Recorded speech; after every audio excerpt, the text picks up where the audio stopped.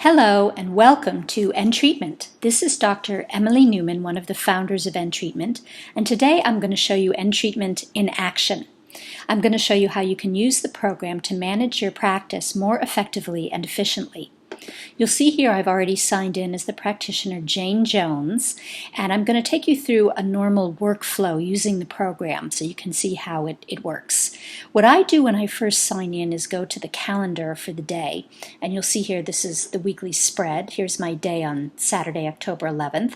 You can see some of my patients have a black check mark next to their names, and that's because I've already written notes on them, and the others don't. We're going to go to the patient Jane Austin today and take a look at her chart. You'll see she's got her demographic information, her pharmacy, her diagnosis, etc.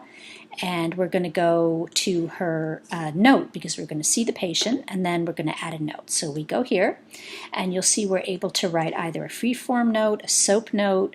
We can import a document into her chart. We can put a number for a rating scale, or we can write an intake note. But we're going to just do a quick free-form note for her just to show you quickly how to work it. And let's just say stable. And then once you've written the note, you can either save it as a draft if you haven't completed it and you want to save it and come back and finish it later. You can make it into a template, so if there's a note that you repeat frequently, you can make that your template, or you can import your previous note, which we don't have one for her, but if you had one here, you could simply repeat that note. But for our purposes, we're going to just save this note right here. And then you'll see here, there's the note. And what I frequently do then is say, okay, let's say we've had our appointment, it's time to add a medication, let's just say. So in the program, if you are a prescribing clinician, we do have the ability to set you up to do both e-prescribing and electronic prescribing for controlled substances. And if you're interested in that, you can contact us and we can walk you through setting that up. We're going to go ahead and prescribe a medication for her. Let's just say we're going to give her Zoloft, just as an example, and you'll see you fill it out just as you would a normal prescription, but you're doing it online. Just say like that. And then you can preview it, and you'll see that since we have the ability to send electronically, you can send it electronically directly to the pharmacy, but we're not going to do that since this is not a real patient or a real practitioner. And then once you've done that, you'll see that the medication appears here.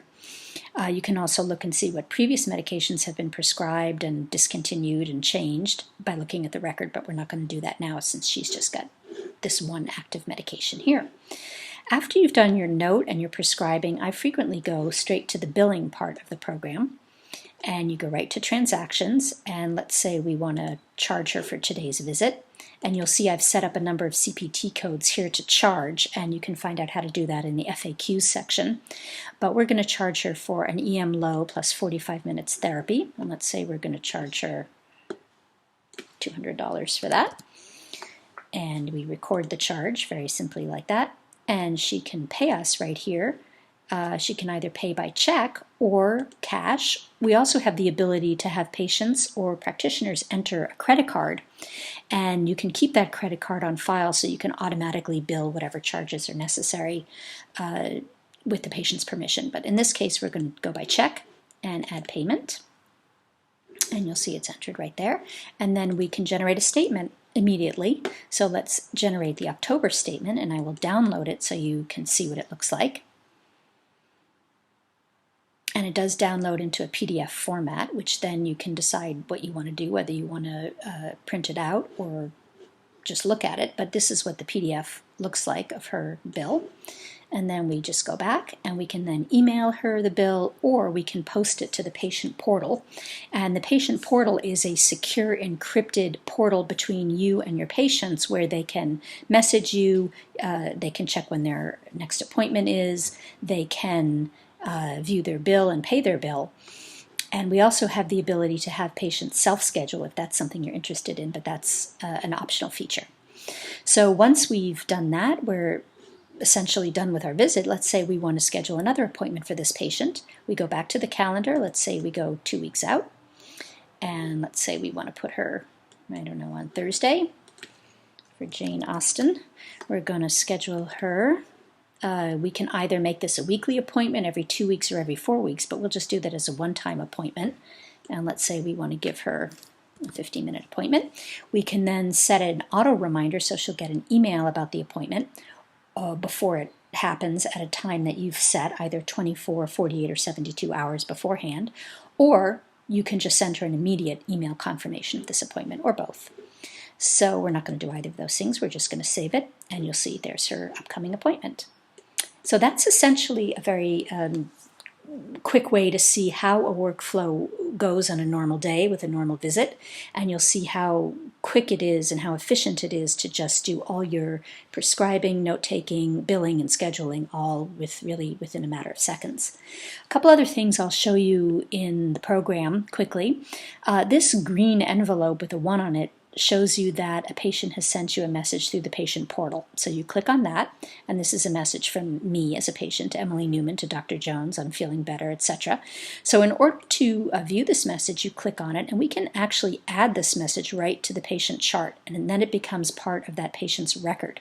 And let's say we send a response, please lower to, I don't know, 5 milligrams, and then we send her that message. And likewise, we can also copy that message to the chart, so we have a record of our response as well. A couple other quick things. We have a to-do list here where you can keep track of your to-do items and get rid of them when you're done with them, or edit them, add new ones here. Another efficient thing to look at is if you click on today's date, you'll be able to see your agenda for the day, and you'll be able to see which patients you've written notes on and which you haven't. And I just finished my note on Jane Austen, so that's why that shows up there. I'm just going to show you a couple other very quick and practical features. If you go to the practice page, you'll see that this shows you a list of this practitioner's professional contacts, including contacts that have been entered by patients.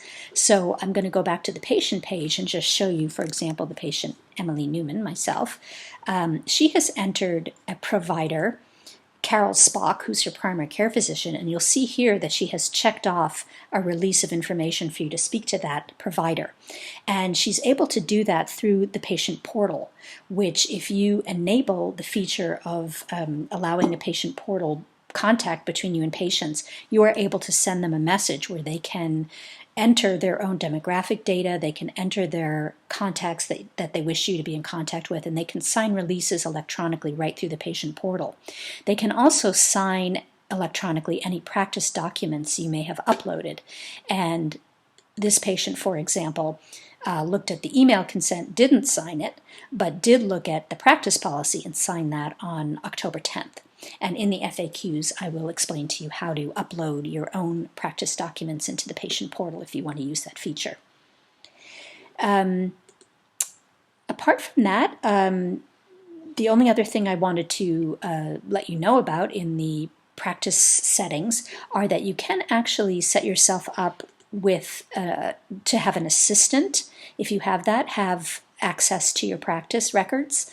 And you can also have a covering provider have access to your records while you're away, and you'll see you set them up with their own login and password, and then you can make an end date for which that access is no longer available.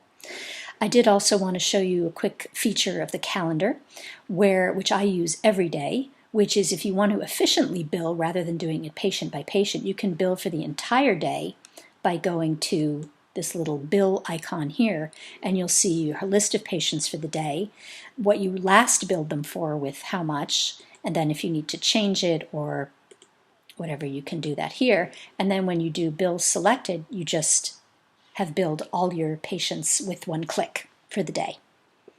Another quick thing that's useful to have under the billing section is your income summary, and you can see here what are your accounts receivable, and if you click on it you can see what each patient owes you. You can also see what you billed today, this month, and this year, and what you've received this year and last year. And then finally, a couple of features that we're not able to show you here because this is not actually a real provider. We do have an integration function with Quest Diagnostics, Quest Labs, and if you order labs for a patient and they have a result pending, you'll see a little queue show up here, and you click on it and you'll be able to see the patient's lab results and then add them directly to their chart. Also, if you have a refill request come in from a pharmacy electronically, you'll see a little green RX symbol, and you click on that and you'll be able to do refills, either automatically refill them or make any changes you need right from here as well, and they'll go directly into the patient's chart. So that's a quick overview of how you can use EnTreatment on a daily basis.